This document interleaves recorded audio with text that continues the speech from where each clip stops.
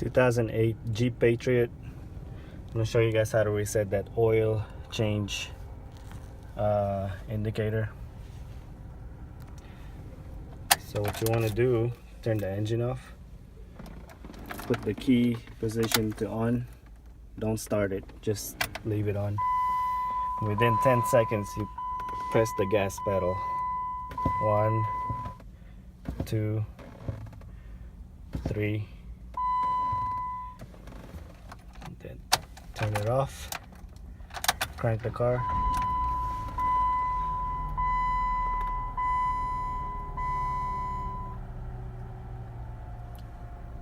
And that should be good to go.